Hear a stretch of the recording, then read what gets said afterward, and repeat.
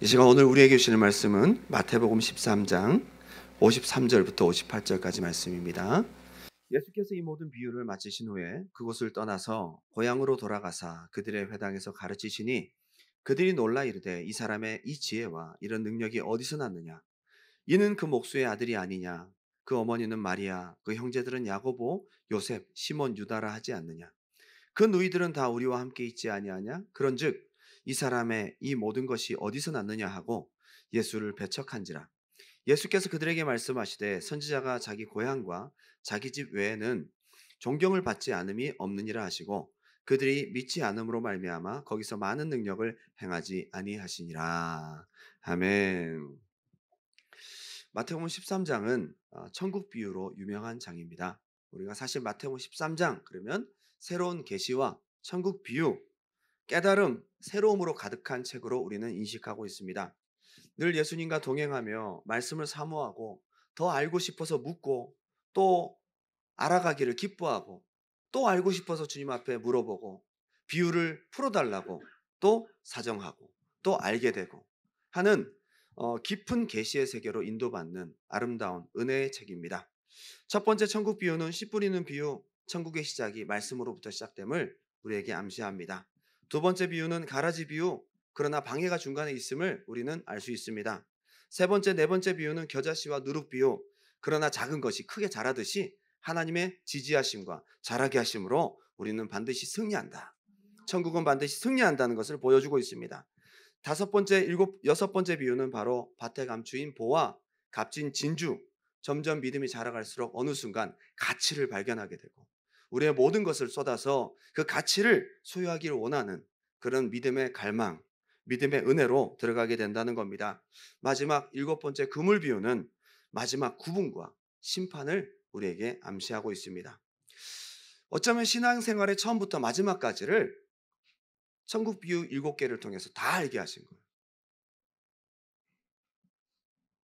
여러분 사모하고 깨닫기 원하고 중이가 가까이에서 묻고 또 간절히 갈망하는 자에게는 신앙생활의 처음부터 마지막까지를 주님께서 알게 하신 줄 믿습니다. 처음부터 마지막까지를 다 말씀하셨어요. 예수님을 떠나지 않고 옆에 붙어서 말씀을 사모하고 더 갈망하고 알기 원하고 묻고 더 새로운 은혜를 기대하는 제자들의 계속적인 갈망과 은혜의 사모함이 쇠하지 않는 한 계시는 계속되고 발전과 성장은 계속되는 것입니다. 여러분, 우리의 성장과 우리의 은혜가 주님의 은혜가 풍성하지 않아서가 아니라 우리의 갈망이 부족하기 때문입니다. 마태복음 13장 51절에 이렇게 말씀하십니다. 이 모든 것을 깨달았느냐 하시니 대답하되 그러하오이다. 예수께서 이르시되 그러므로 천국의 제자된 서기관마다 마치 새 것과 옛 것을 그 곳간에서 내오는 집주인과 같으니라.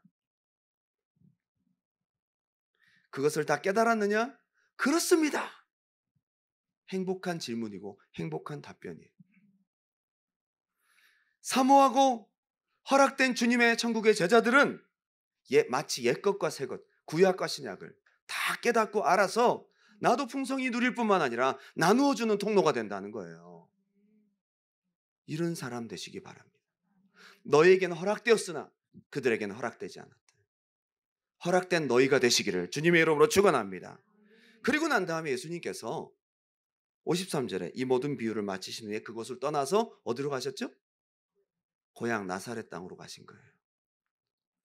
오래 알고 지내던 사람들이 있는 그 마을, 그 사람들이 더 잘 받아들일 줄 알았는데 아니에요.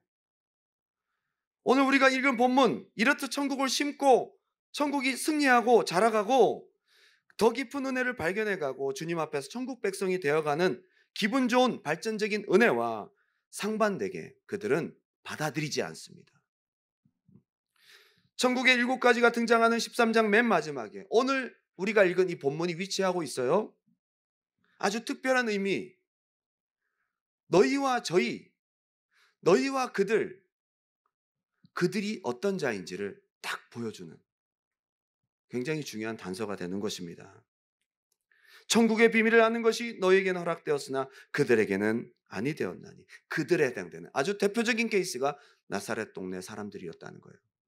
지난 시간 나사렛 사람들이 예수님의 놀라운 가르침을 듣고도 어릴 때부터 보아온 예수님의 모습, 그 가정의 상황을 잘 알고 있었던 익숙함의 편견, 눈앞의 물증과 현실을 통해 예수님의 영생의 가르침을 받아들이지 않고 배척한 그 나사렛 사람들의 모습을 함께 나누었습니다. 오늘 이어서 계속 함께 이어서 은혜를 나누기 원하는데, 너무 잘한다고 생각하는 익숙함의 편견과 눈앞의 현실, 이것이 바로 은혜 받는데 벽, 은혜 안으로 들어가는 걸림돌이 된다는 것을 우리는 알 수 있습니다. 마태복음 13장 53절부터 56절까지 제가 읽어드립니다. 예수께서 이 모든 비유를 마치신 후에 그곳을 떠나서 고향으로 돌아가사 그들의 회당에서 가르치시니 그들이 놀라 이르되 이 사람의 이 지혜와 이런 능력이 어디서 났느냐. 놀랐습니다. 은혜의 쇼크가 있었습니다. 그런데 금방 그들은 이는 그 목수의 아들이 아니냐. 다시 익숙함으로 돌아가 버려요. 발전하지 못하는 거예요. 무언가 다시 은혜 받을 것 같다가 다시 돌아가는, 무언가 익숙함에 묶여있는. 그 어머니는 마리아, 그 형제들은 야고보, 요셉, 시몬, 유다라 하지 않느냐? 그 너희들은 다 우리와 함께 있지 아니하냐? 그런즉 이 사람의 이 모든 것이 어디서 났느냐? 놀랄 뿐이지 은혜는 못 받는 거예요. 우리도 그 익숙함의 편견과 매너리즘을 어떻게 극복할 것인가? 여기에 큰 숙제가 있습니다. 우리에게 숙제가 있습니다. 신앙생활 오래 하다 보면 누구나가 익숙함의 편견에 빠질 수가 있습니다. 열심히 하지 않는 경우도 마찬가지겠지만은 믿음 생활을 열심히 하고 기도 생활을 열심히 하는 사람들에게도 익숙함과 매너리즘의 위기는 찾아올 수 있다는 거예요. 누구에게나 나사렛 사람과 같은 익숙함에 빠질 수가 있다는 것입니다. 불행하게도 많은 경우 익숙함에서 벗어나지 못하고 옛날로 돌아가거나 신앙 성장에 가로막혀서 뒤로 물러가 침륜에 빠지는 경우가 허다하다는 것입니다. 여러분, 익숙함에 딱 봉착했을 때 그 순간이 중요합니다. 거기서 묶이느냐 돌파하느냐, 그걸 극복하고 그걸 뚫고 나가면 좋겠는데 그것이 되지 않고 점점 교회 오기 싫고 점점 익숙함과 매너리즘 속에서 기도도 안 되고 바쁘고 기도해야 되는데 말씀 봐야 되는데 예배해야 되는데 마음은 원이지만 어느 순간 그 매너리즘에 묶여가지고 시간이 10년, 20년 훌쩍 지나가면서 내 믿음 성장은 멈춰버리는, 어느 순간 나도 모르게 불신자가 되어 있는 그런 모습도 많다는 것이죠. 우리에게도 익숙함이 찾아올 때, 현실이 더 크게 다가올 때 우리는 과연 어떻게 해야 될 것이냐? 과연 나사렛 사람들은 그 순간 어떤 선택을 했을까요? 좋은 케이스를 통해서도 우리가 배울 수 있지만 흔히 빚어지는 좋지 못한 나사렛 케이스를 통해서 오늘 우리는 더 많이 배울 수가 있습니다. 오늘 두 가지로 함께 은혜를 나누고자 원합니다. 익숙함의 벽에 부딪혔을 때 좋지 못한 두 가지의 패턴. 첫 번째 한번 따라합시다. 예수를 배척한지라. 마태복음 13장 57절에 익숙함에 딱 걸려서 예수님을 배척하게 된 그들의 선택을 볼 수 있습니다. 나사렛 사람들만 그런 것이 아닙니다. 이것이 나사렛 사람들의 선택이지만 대부분의 사람들의 선택이기도 하기 때문에 우리가 오늘 생각해 보아야 합니다. 주님과 멀어지는 것입니다. 대부분이 나사렛 사람처럼 대놓고 거부하는 경우도 있습니다. 종교를 거부하고 난 교회 가는 거 싫어 라고 하는 경우도 있지만, 교회는 오는데 나도 모르게 내 속에서 나도 모르게 밀어내는 배척이 있다는 거예요. 나의 익숙함과 내 앞의 현실 앞에서 주님을 선택하는 경우가 많지 않다는 것입니다. 심지어 지속적으로 교회를 오기도 하지만 마음에서 끊임없이 받아들이지 않고 소심한 배척, 은근한 배척. 오래 신앙생활한 사람들이 대놓고 나 싫어, 주님 싫어 하는 사람 별로 없어요. 주님 믿는 것 같지만 나도 모르게 속에서 소심한 배척, 은근한 배척, 안 믿어져요. 나도 모르게 밀어내고 있어요.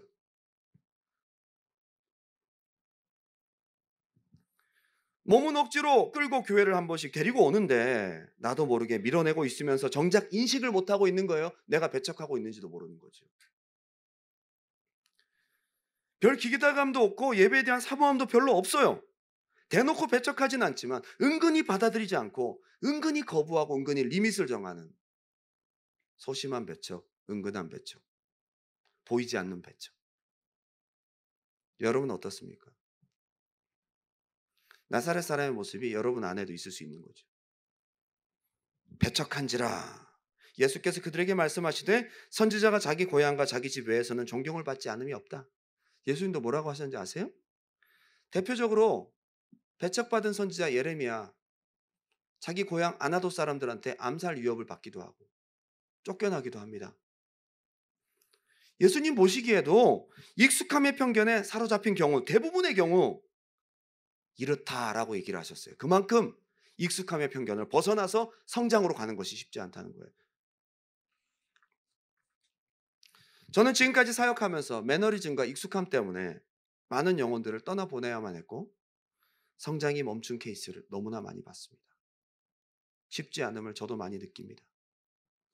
그걸 극복하기 위해서 한두 번 힘쓰고 한두 번 기도 자리 나오고 한두 번 말씀 보고 몸부림치다가 결국 다시 세상의 강력한 썰물에 빠져나가는.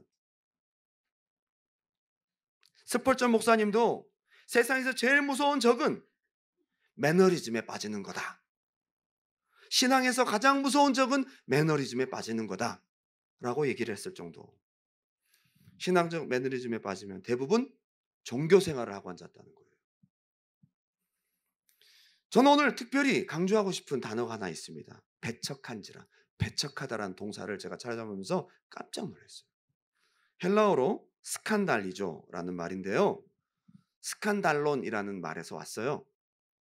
그릭 스칸달론에서 왔는데요. 스칸달리조는 뭐 배반하다, 믿음을 저버리다 이런 뜻도 있지만 스칸달론의 의미가 굉장히 특별했어요. 덫, 함정, 걸림돌, 동사로 쓰여지기도 하는데 동사로 쓰여지면 덫을 놓다라는 뜻입니다. 한마디로 이 사람들의 배척은 뭐예요? 덫에 걸린 행동이라는 거예요. 예수님을 자기가 밀어낸 것 같은데 우리 마을에서 떠나가 주시라고 자기가 밀어낸 것 같은데 그 사람들 마음속에는 무언가 덫에 걸려 있다는 거예요.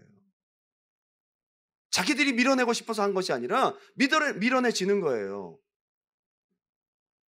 은혜와 말씀을 사모하고 싶어서 내가 원하는 대로 다 되는 경우도 있겠지만은 은혜를 못 받는 대부분의 경우는 나도 모르게 무언가의 덫에 걸려서 밀어내고 있는 거예요, 내가.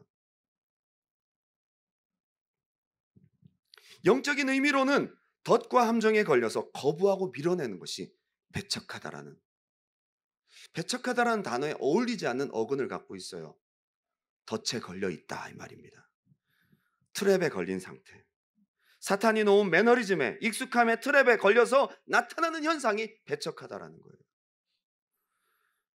그 트랩에 걸린 사람이 자기 의지와 상관없이 심령이 조종당하고 있고 받아들이지 못하는 심령 상태로 밀어내고 있는 것, 이것이 나사렛 사람들의 모습이었다는 겁니다. 마태복음 24장 9절 10절 다 같이 읽겠습니다. 시작. 그때의 사람들이 너희를 환난에 넘겨주겠으며 너희를 죽이리니 너희가 내 이름 때문에 모든 민족에게 미움을 받으리라. 그때 많은 사람이 실족하게 되어 서로 잡아주고 서로 미워하겠습니다. 여기 보게 되면 많은 사람들이 실족했다는, 그전에는 어떤 상태였다는 거예요? 실족하지 않았다는 거죠. 믿음을 갖고 있었다는 거예요. 교회 다니고 있었다는 거예요. 교회 다니고 있었던 사람들이 진짜 믿음을 가진 사람들을 잡아주고 환난에 넘겨준다는 거예요. 이 사람들도 무언가 덫에 잡혀서 믿음을 배반하고 사탄의 불의의 병기로 쓰임받는 거죠. 자기 마음이 아닌 거죠. 무서운 것입니다. 신앙생활하다가 사탄이 놓은 덫에 걸리면서 시험에 빠지고 믿음을 배반하고 배척하고 나중에는 핍박하는 사람이 된다. 덫에 걸린 사람, 불의의 병기라는 거예요. 고린도전서 4장 4절을 보니까 이렇습니다. 그 중에 이 세상의 신, 누구를 말합니까? 사탄을 말하죠. 이 세상의 신이 믿지 아니하는 자들의 마음을 혼미하게 해서 그리스도의 영광의 복음의 광채가 비치지 못하게 하미니. 안 믿는 것도 안 믿어지게 하는 존재가 있다는 거예요. 여러분, 우리가 지금 믿어지지 않고 아무리 믿으려고 해도 믿어지지 않는 것, 뭔가 이상한 거죠. 여러분이 무언가에 덫에 걸려있는 상태인 거죠. 그 쇠사슬을 끊어버리시기 바랍니다. 이걸 인식하는 경우가 많지가 않더라고요. 어쩌면 내 선택을 뛰어넘는 경우도 있어요. 나는 내 마음은 원인데 믿고 싶은데 안 믿어져요. 왜 그럴까요? 내 의지와 상관없는 또 하나의 덫에 내가 지금 잡혀 있다는 거예요. 나사렛 사람들이 예수를 배척한 것은 그 놀라운 은혜의 말씀을 듣고도 마음 가운데 다시 오랜 전통과, 그죠? 어릴 때부터 보았던 예수에 대한 익숙함이 꽉 물려서 그 놀라운 말씀으로 나아가지 못하고 오히려 과거로. 결국 나사렛 동네 사람들은 익숙함의 편견과 잘 안다고 생각하는 착각의 덫, 마귀가 놓은 착각의 덫에 걸려서 더 이상 주님의 영생, 주님의 은혜 안으로 들어갈 수도 없고 결국 밀어내고 말았다는 거예요. 한쪽에서는 계속 천국을 알아가고 계속 쫙 성장하고 영적으로 들어가는데 이 사람들 뭔가 걸려있지 않는 거죠. 여러분, 뭔가 지금 걸려있는 사람 앞으로 전진이 안 돼요. 그죠? 제자들은 걸려있는 것이 없어요. 허락된 그들에게, 허락된 너희에게는 걸린 것이 없어요. 계속 성장합니다. 근데 허락되지 아니야. 무언가 덫에 걸려있는 사람들은 거기에 묶여가지고 전진하는 것이 되지 않는다는 거예요. 여러분, 우리 속에 있는 덫은 무엇입니까? 가버나움 집에 많은 사람들이 모였습니다. 거기는 바리새인도 있었고 예수님을 사모함으로 모인 사람들도 있었습니다. 그런데 좀 늦게 도착한 중풍병자의 무리가 그 안으로 들어갈 수가 없는 거죠. 친구들이 안 되겠다, 우리 다른 방법을 쓰자 해서 지붕으로 올라갔어요. 자기 집도 아닌데 지붕을 뜯었어요. 그래서 침대째로 올렸어요. 예수님께서 그들의 믿음을 보시고 중풍병자에게 말씀하십니다. 소자야, 안심하라. 네 죄사함을 받았다. 중풍병자는 죄사함도 받고 그 자리에서 침상을 들고 일어나는 놀라운 축복도 받았습니다. 중요한 것은 그 자리에 함께 있었던 바리새인들이 마음속으로 판단하는 거예요. 오랜 전통과 율법적인 생각이 꽉 들어박혀서 아니 왜 신성 모독을 하고 있지? 은혜 못 받는 거예요. 이 사람들이 왜 은혜 못 받았을까요? 오랜 전통의 트랩에 묶여가지고 은혜를 못 받는 거예요. 지금 이 안에서도 네 가지의 밭이 존재할 수도 있죠. 길가밭도 있을 것이고 돌짝밭도 있을 것이고, 돌짝밭은 어떤 밭이죠? 길가밭은 아예 그냥 말씀 듣고 끝나는 거고요. 돌짝밭은 지금 은혜 받는 것 같은데 하루도 못 가고요. 가시덤불밭은 생활의 염려와 여러 가지 환경 때문에 결실하기 너무 어려운 거죠. 근데 옥토밭 내에서도요, 100배가 있고 60배가 있고 30배가 있어요. 다 다른 거예요. 여러분은 어떤 심령입니까?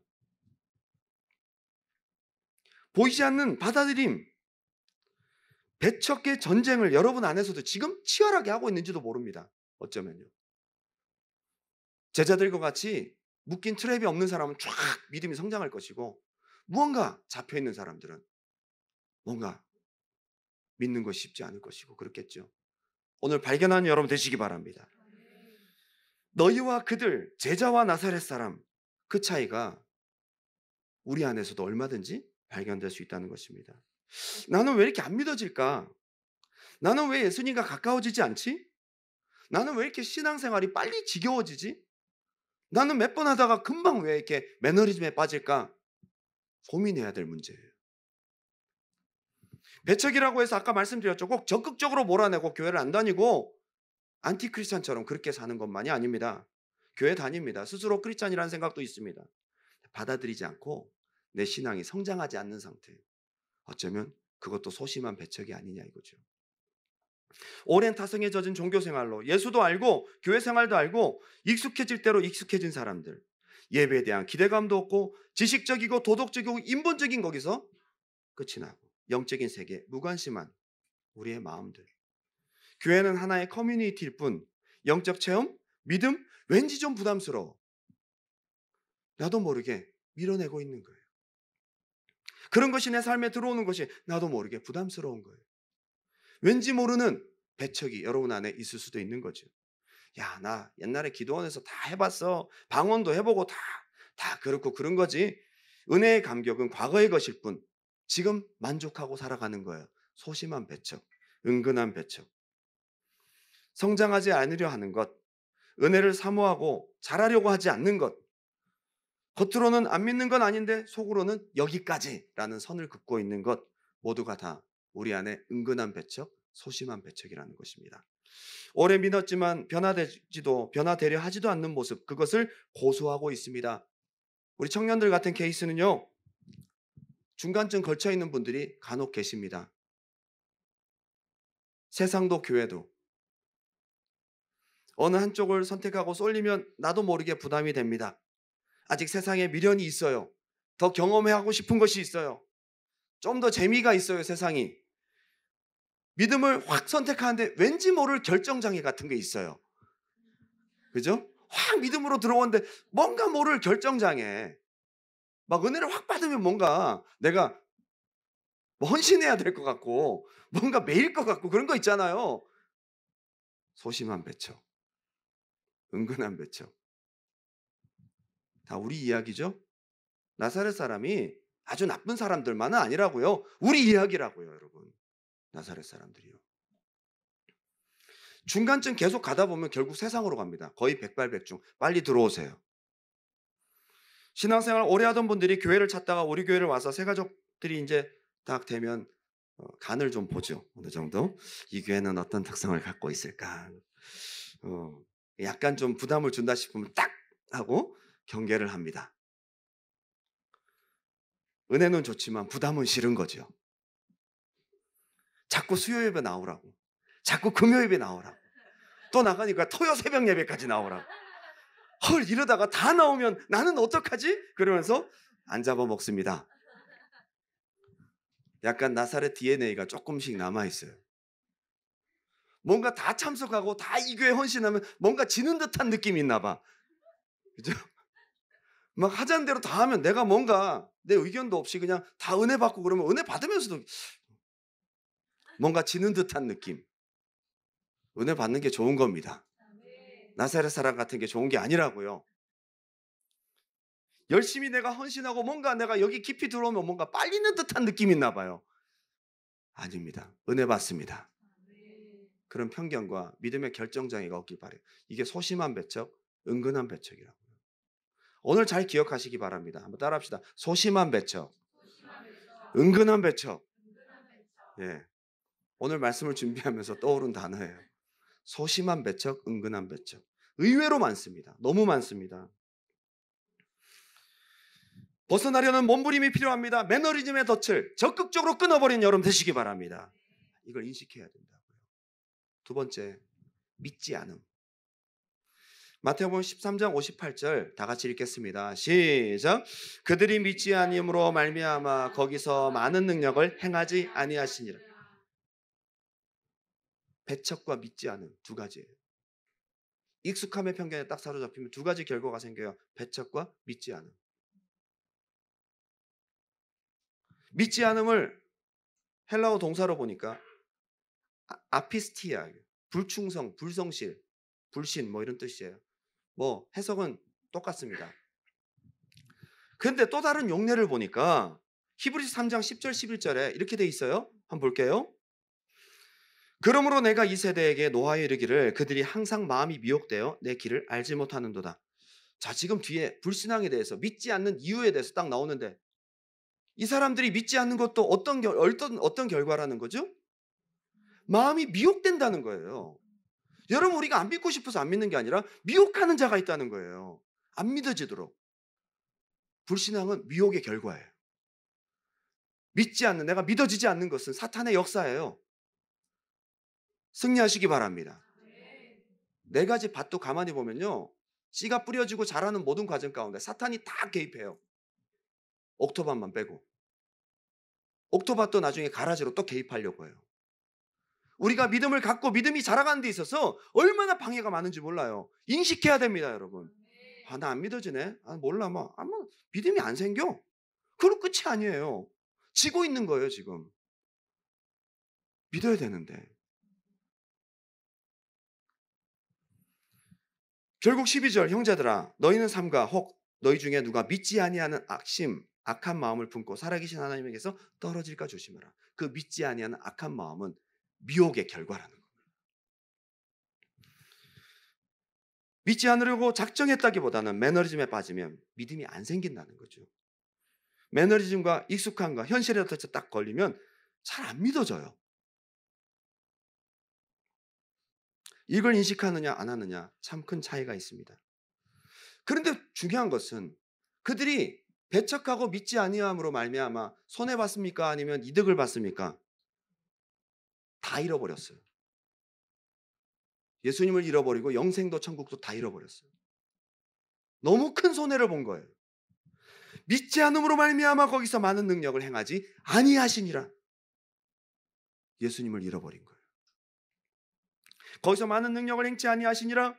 예수님이 아무것도 할 수 없습니다. 치유도 없고 기적도 없고 하나님의 역사도 구원의 감격도 새로운 깨달음도 없다는 거예요. 배척과 불신. 믿음 없는 것에 묶이면 너무 많은 손해를 봅니다. 예수님이 떠나고 난 후 나사렛은 새로워질 수 있는 은혜의 기회를 발로 차버리고 다시 따분한 예수 없는 삶으로 돌아갑니다. 절호의 기회였는데. 히브리서 3장 18절 19절 또 하나님이 누구에게 맹세하사 그의 안식에 들어오지 못하리라 하였느냐? 곧 순종하지 아니하던 자들에게가 아니냐? 이로 보건대 그들이 믿지 아니함으로 능히 들어가지 못한 것이라. 믿지 아니함으로 어떻게 됐다고요? 안식에 못 갔대. 천국 못 갔다는 거예요. 저는 있는 자는 더 풍성히 누리고 없는 자는 있는 것까지 빼앗기리라. 이 말씀이 씨 뿌리는 비유에서는 잘 몰랐는데 나사렛 사람을 딱 보니까 이 사람들의 모습인 거예요. 그나마 은혜 받고 놀랐는데 많은 권능을 보고 표적을 보아도 믿을까 말까인데 그 있는 것마저 빼앗겨버리는 나사렛 사람의 모습. 그나마 은혜 받을 만한 기회, 기적의 기회마저도 발로 차버리는 배척과 불신, 믿지 않음의 모습들.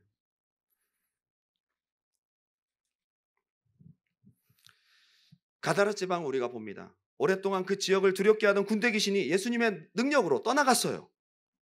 근데 안타깝게도 돼지떼에 들어가서 그것들이 바다에 빠져 죽음으로 엄청난 재산 손실이 있긴 있었습니다. 근데 여기서 어떻게 선택하느냐가 중요하거든요. 눈앞에 잃어버린 돼지떼만 생각하면 예수님의 또 다른 기적과 은혜를 경험할 수 없는 거죠. 결국 그들은 그걸 선택했어요. 예수님을 그 지방에서 떠나가기를 원했어요. 그 사람들은 뭘 잃어버렸어요? 돼지 잃어버리고 영생도 잃어버렸어요. 둘 중 하나만 잃어버리지 차라리. 돼지 잃어버리고 영생을 얻고 주님의 축복을 받으면 더 잘 될 수 있는데 돼지도 잃어버리고 영생도 잃어버리고 예수도 잃어버리고 다 잃어버렸네. 믿지 아니함으로 말미암아 예수님이 그 마을에서 더 큰 능력과 축복과 은혜와 계시를 접고 떠나야만 됐다 이겁니다. 죄송하지만 혹시 이 안에서도 누구는 제자들처럼 더 알아가고 성장하는데 누구는 배척함과 믿지 못함으로 그 트랩에 걸려서 믿음이 자라지 못하고 있는 사람들은 없습니까? 여러분의 영적 성장판은 닫혀 있습니까? 아니면 열려 있습니까? 여러분 영적인 성장판, 믿음의 성장판은 닫혀 있습니까? 열려 있습니까? 스스로 한번 점검해 보시기 바랍니다. 여러분 요즘에 믿음 잘하고 계세요? 사모함으로 여러분 알아가고 계십니까? 아니면 멈춰 있거나 옛날보다 더 못한 경우로 가고 있습니까? 둘 중 하나예요. 성장 아니면 퇴보예요. 성장 아니면 퇴보. 여러분들이 성장하려고 마음 먹고 사모하면 계속 성장할 수 있는 것이 신앙의 원리입니다. 근데 퇴보하기 시작하면 다 잃어버리기까지 뒷걸음질 칠 수밖에 없는 것이 신앙의 원리라는 것입니다. 극과 극이에요.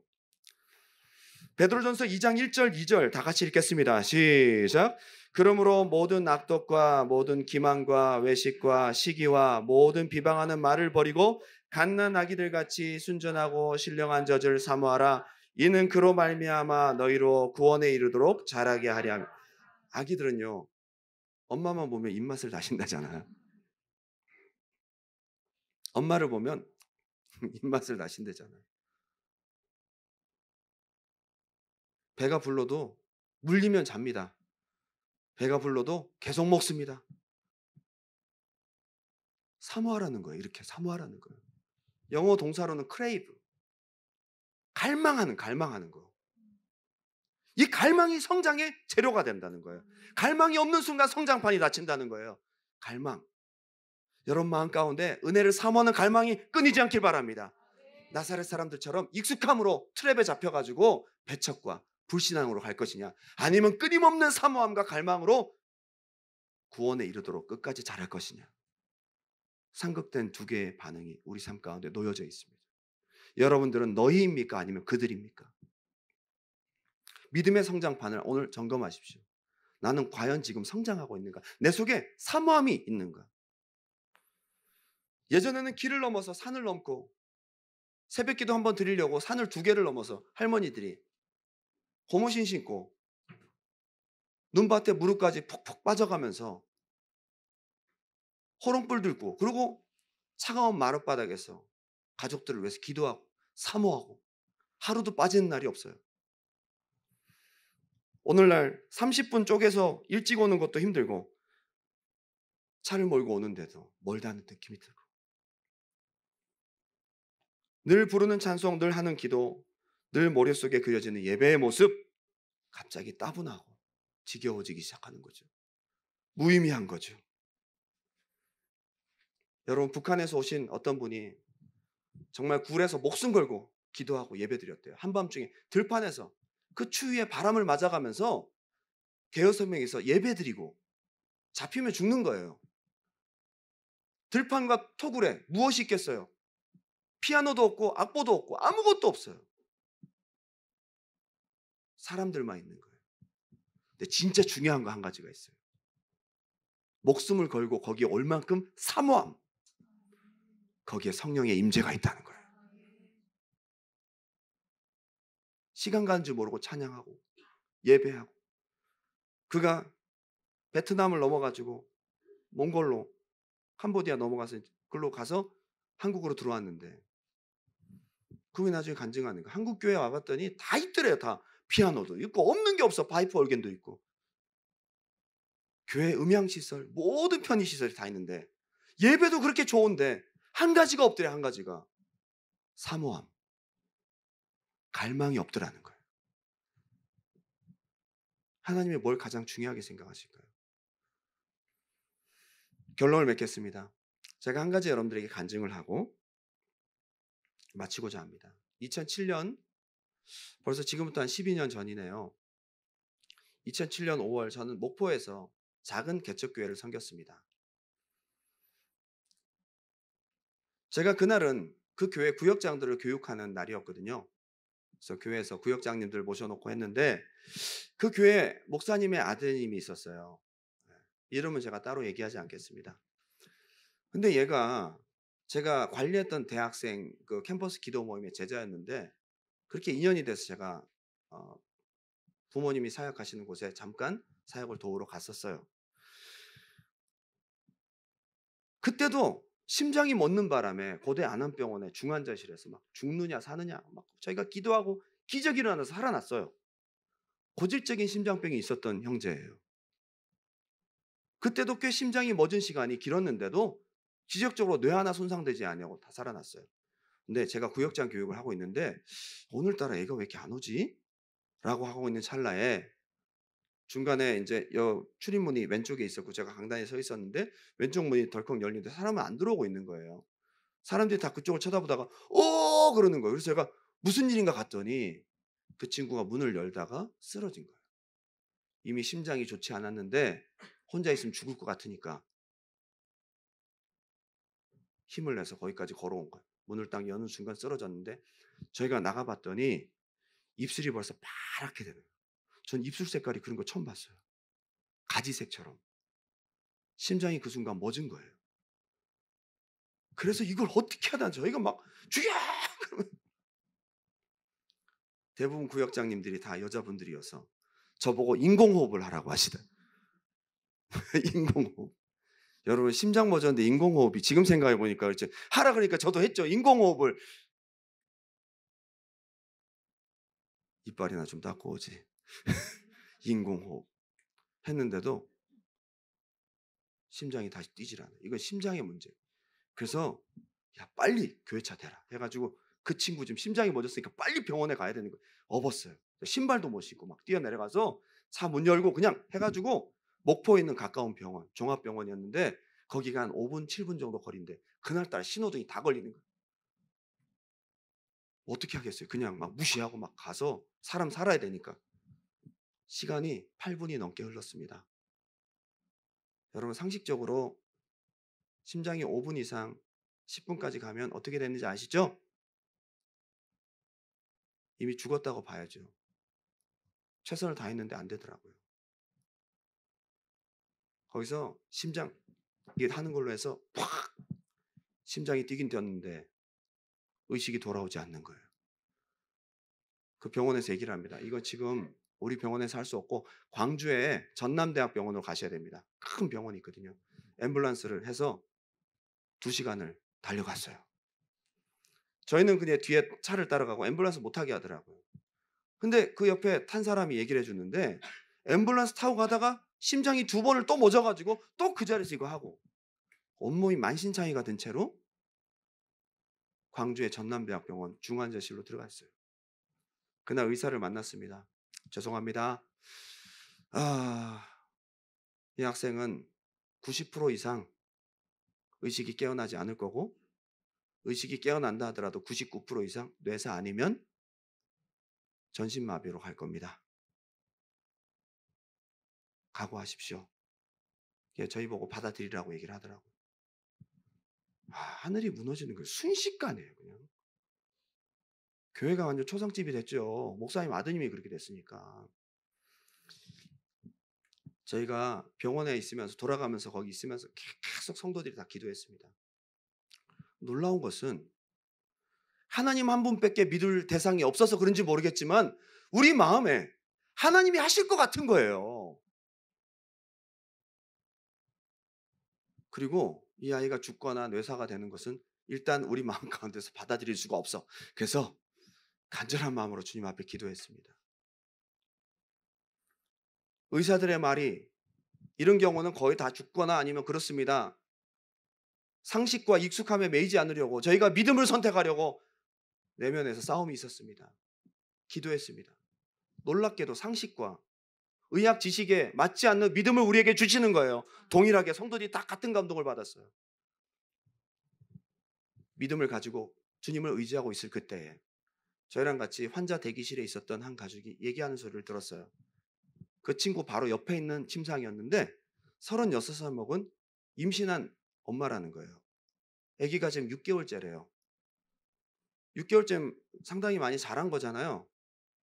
그런데 이분은 감기로 시작해서 폐렴이 됐는데 약을 먹지 못하고 임신한 상태니까 뭐 약을 쓰질 못하고 그냥 참았는데 병원에 입원하고 난 다음에 갑자기 급성 폐렴으로 되면서 폐가 녹아내리기 시작하는 거예요. 그래 가지고 중환자실로 갔어요. 면회를 하고 왔는데 아직 괜찮다고 하지만 조금 힘든 상황이었어요. 그런데 우리보단 낫잖아요 그래도. 그죠?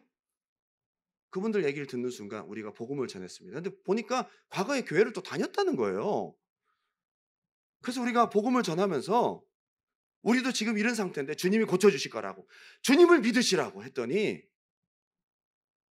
쉽지 않은가 봐요.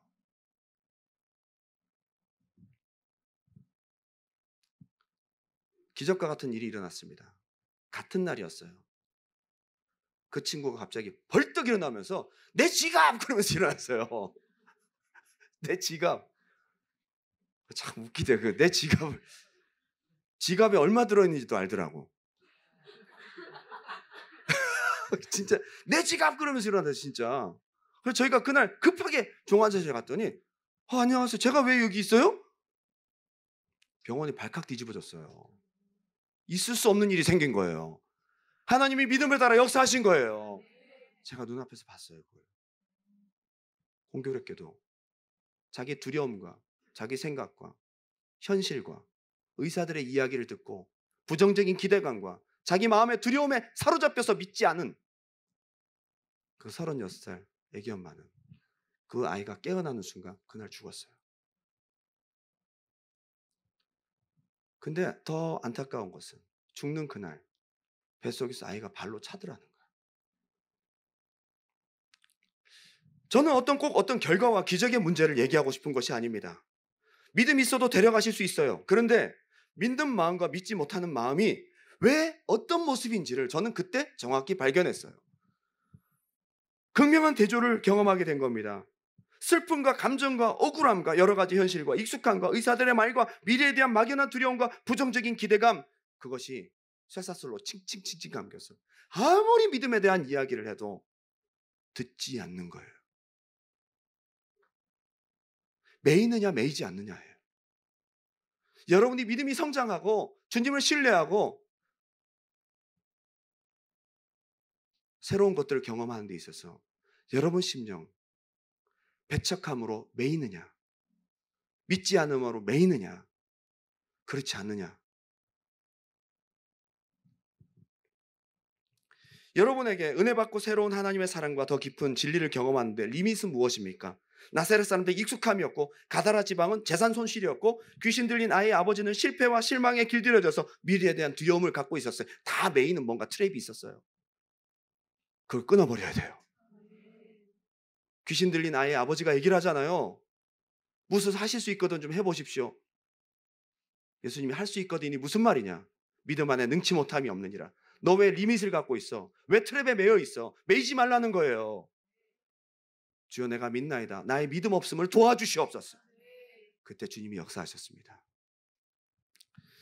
오늘 말씀을 나누면서 우리의 신앙에 익숙함을 벗어서 마음이 새로워지기를, 배척하는 마음, 불신앙의 마음의 트랩에 잡히지 않기를 주님의 이름으로 축원합니다. 우리 심령의 묵은 때, 우리 심령의 트랩이 무엇인가?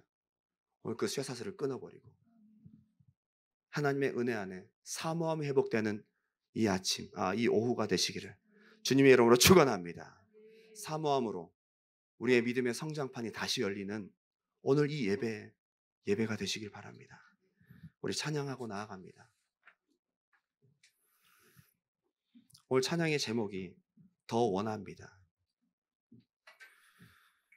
우리 마음 가운데 사모하는 원함이 우리의 믿음을 성장시키는 자원이고, 갓난아이들처럼 엄마 젖을 사모하는 그 갈망이 그리스도의 구원에 이르는 자라나는 역사의 원천이라는 사실.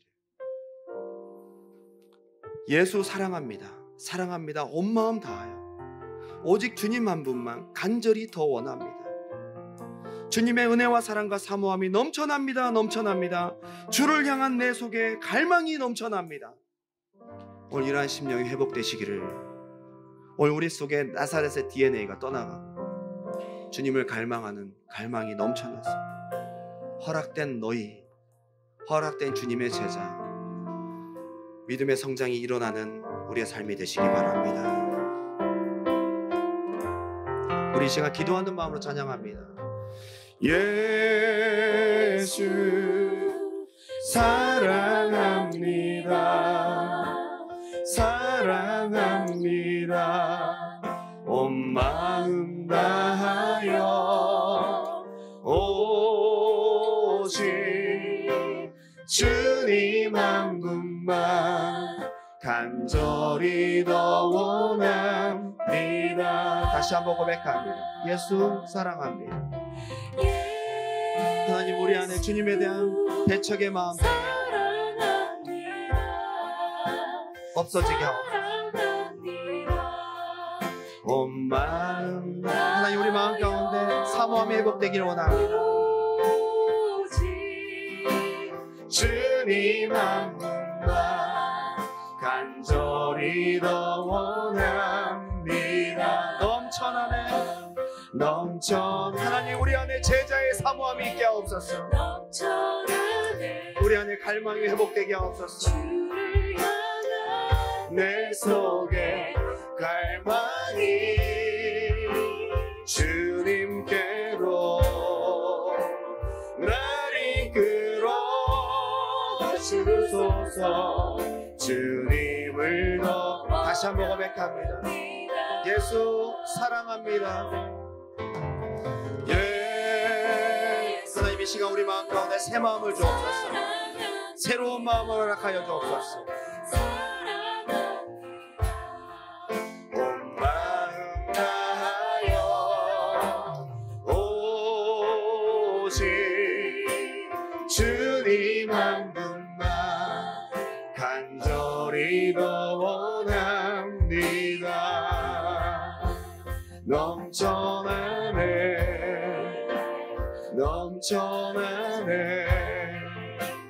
주를 향한 내 속에 갈망이 주님께로 날 이끌어 주소서. 주님 넘쳐나네. 주님 간절히 원합니다. 넘쳐나네. 하나님 우리 안에 부어주시옵소서.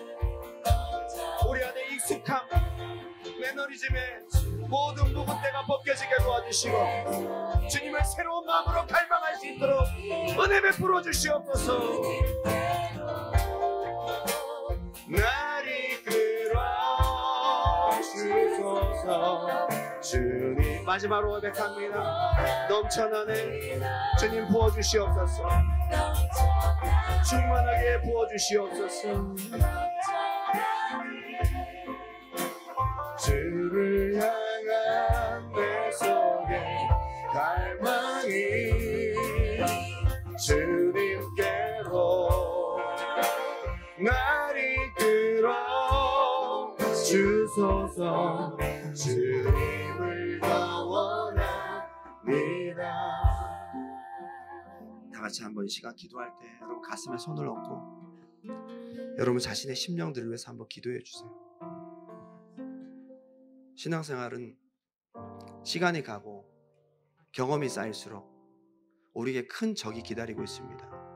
익숙함과 매너리즘. 대부분이 나사렛과 같은 그 사람들과 같은 선택을 하게 될 것입니다. 대부분이 그렇게 간답니다. 예수님도 그렇게 인정하셨어요. 그게 상식이라는 거예요. 선지자가 자기 고향 외에는 대접받지 않음이 없다. 다 그렇다는 거예요. 그러나 여러분 우리는 그러지 않았으면 좋겠습니다. 우리의 얄팍한 지식과 눈앞에 있는 현실과 상황과 내 마음 가운데 뭔가 묶임 때문에 내가 주님이 주시는 새로운 계시와 은혜와 새로운 경험들, 축복과 은혜 나도 모르게 배척하고 있다. 나도 모르게 받아들이지 않고 있다면 오늘 인식하시기 바랍니다. 하나님 내 속에 소심한 배척이 있어요. 하나님 내 속에 나도 모르는 은근한 배척이 있어요. 하나님 이 모든 트랩들이 끊어지게 도와주시고 믿지 않는 미혹의 마음들이 떠나가게 도와주시고 하나님 내 속에 주님을 갈망하는 마음이 넘쳐나게 도와주옵소서. 갓난아이처럼 끊임없이 주님의 은혜를 구하는 살아있는 심령, 성장하는 믿음의 성장판이 있게 도와주시옵소서. 우리 마음을 붙들어 주시라고 우리 주님의 이름 한번 뜨겁게 부르고 기도합니다. 주여